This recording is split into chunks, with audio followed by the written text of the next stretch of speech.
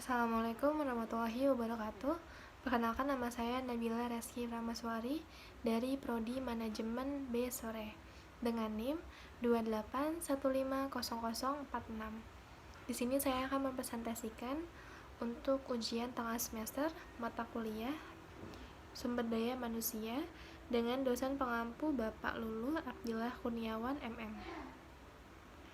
Yang pertama, saya akan menjelaskan untuk soalnya. Perusahaan dan organisasi di Indonesia sulit untuk menemukan sumber daya manusia yang terampil. Sekitar ratusan ribu lowongan calon pekerja terbukti sulit diisi karena kekurangan kandidat dengan keterampilan yang tepat. Kekurangan keterampilan yang telah meningkat karena ekonomi telah pulih setelah krisis keuangan dan pengangguran telah turun. Perusahaan perlu meningkatkan tingkat keterampilan pekerjanya untuk melakukan peningkatan produktivitas. Kekurangan keterampilan mendorong pengusaha untuk bersaing mencari pekerja yang langka dengan menawarkan gaji yang lebih tinggi sampai batas tertentu. Kekurangan keterampilan akan selalu terjadi, tidak tergantung berapa banyak uang yang dikeluarkan untuk mencari tenaga kerja yang terampil. Pertama, menurut saudara, bagaimanakah perusahaan organisasi memenuhi kebutuhannya dalam mendapatkan tenaga kerja atau sumber daya manusia yang memiliki keterampilan? Jelaskan langkah-langkahnya sesuai dengan MSDM. Pengertian yang pertama, pengertian manajemen dan perencanaan SDM. Manajemen merupakan proses pendayagunaan bahan baku sumber daya manusia untuk mencapai tujuan yang ditetapkan. Proses ini melibatkan organisasi, arahan koordinasi, dan evaluasi orang-orang guna mencapai tujuan tersebut. Esensi manajemen adalah aktivitas bekerja melalui orang lain meraih berbagai hasil. Melalui manajemen dilakukan proses pengintegrasian berbagai sumber daya dan untuk mencapai berbagai tujuan organisasi. Pengertian manajemen sumber daya manusia terdiri atas dua kalimat, yaitu manajemen dan sumber daya manusia. Manajemen adalah the arts of getting things done through the effort other people. Manajemen adalah seni dalam mencapai sesuatu melalui kegiatan orang lain untuk mencapai tujuan bersama. Sedangkan perencanaan sumber daya manusia atau perencanaan tenaga kerja merupakan serangkaian kegiatan yang dilakukan untuk mengantisipasi permintaan-permintaan bisnis dan lingkungan pada organisasi di waktu yang akan datang dan untuk memenuhi kebutuhan-kebutuhan tenaga kerja yang ditimbulkan oleh kondisi-kondisi tersebut, di mana secara lebih sempit perencanaan sumber daya manusia berarti mengestimasi secara sistematik permintaan kebutuhan dan suplai tenaga kerja organisasi di waktu yang akan datang. Fungsi manajemen sumber daya manusia. Fungsi manajemen menurut George R. Terry ada 4, yaitu planning, perencanaan, organizing perorganisasian, actuating pergerakan, dan controlling pengawasan. Khusus mengenai fungsi perencanaan yang dalam Kamus Bahasa Indonesia disinonimkan dengan kata program, tindakan atau kerja kegiatan yang dilaksanakan, sedangkan perencanaan bermakna tindakan merencanakan. Oleh karena itu, dalam perencanaan ada yang merencanakan disebut perencanaan atau planner, dan ada pula yang direncanakan atau to be planning.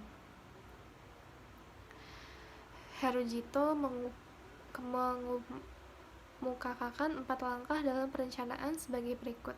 Pertama, menetapkan tujuan. Perencanaan pertama-tama harus menetapkan yang dibutuhkan atau diinginkan oleh suatu organisasi sehingga sumber daya organisasi tidak terpancar dan dapat digunakan secara efisien dan efektif. 2. Mendefinisikan situasi saat ini, informasi keadaan organisasi saat ini, tentang berapa jauh jarak organisasi dari sasarannya, sumber daya yang dimiliki, data keuangan, dan statistik harus dirumuskan sehingga langkah selanjutnya dapat dilakukan secara lancar. 3. Menentukan faktor penghambat dan pendukung dengan menganalisis faktor-faktor eksternal dan internal organisasi. Dapat diketahui faktor-faktor yang membantu pencapaian tujuan dan menimbulkan masalah. Pengetahuan tentang faktor-faktor ini membantu perencanaan dalam meramaikan situasi di masa yang akan datang.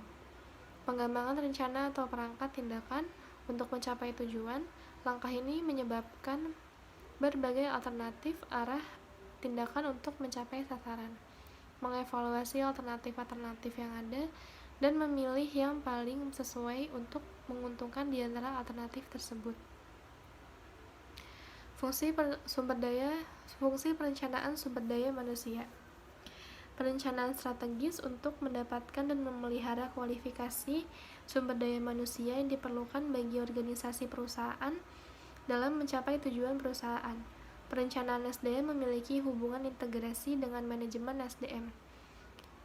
Menggunakan informasi yang berbagai aktivitas SDM sehingga perencanaan SDM dipandang bukan hanya sekedar fungsi personalia, namun sebagai suatu proses manajemen. Untuk menyusun rencana tenaga kerja, seorang manajer SDM akan memproyeksi penawaran dan permintaan terhadap SDM. Perencanaan lalu menentukan perbedaan antara permintaan dengan supply, yakni dapat kekurangan dan kelebihan. Perencanaan sumber daya manusia akan dapat dilakukan secara baik dan benar jika perencanaannya mengetahui apa dan bagaimana sumber daya manusia atau manpower merupakan kemampuan yang dimiliki setiap manusia. Tegasnya, kemampuan setiap manusia ditentukan oleh daya pikir dan daya fisiknya. SDM menjadi unsur pertama dalam setiap aktivitas yang dilakukan. Peralatan yang handal atau canggih tanpa peran aktif SDM tidak berarti apa-apa. Strategi SDM adalah alat yang digunakan untuk membantu organisasi untuk mengantisipasi dan mengatur penawaran dan permintaan SDM. Strategi SDM ini memberikan arah secara keseluruhan mengenai bagaimana kegiatan SDM akan dikembangkan. Pengembangan rencana SDM merupakan rencana jangka panjang.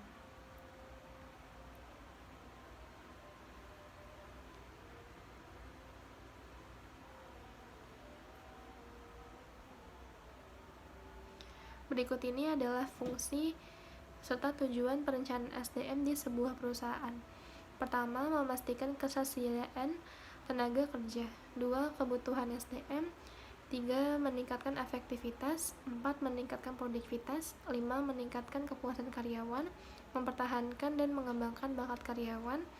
Dan 7. Meningkatkan efisiensi biaya. Contohnya dalam perencanaan SDM, suatu organisasi harus mempertimbangkan alokasi orang-orang pada tugasnya untuk jangka panjang, tidak hanya 6 bulan ke depan atau hanya untuk ke tahun depan. Alokasi ini membutuhkan pengetahuan untuk dapat meramal kemungkinan apa yang akan terjadi kelak, seperti perluasan, pengurangan pengoperasian, dan perubahan teknologi yang dapat mempengaruhi organisasi tersebut. Contoh rekrutmen calon pegawai negeri sipil. PNS merupakan suatu organ penting bagi eksistensi suatu negara. Keberadaan pegawai negeri sipil selain sebagai bagian dari eksekutif juga termasuk pada organ-organ kenegaraan lainnya seperti lembaga yudikatif maupun lembaga legislatif. Selain sistem rekrutmen yang ideal adalah sebuah program di mana sejumlah pelamar yang berkualitas ditarik dan menerima posisi jabatan tertentu yang dilakukan dengan cara sangat efisien.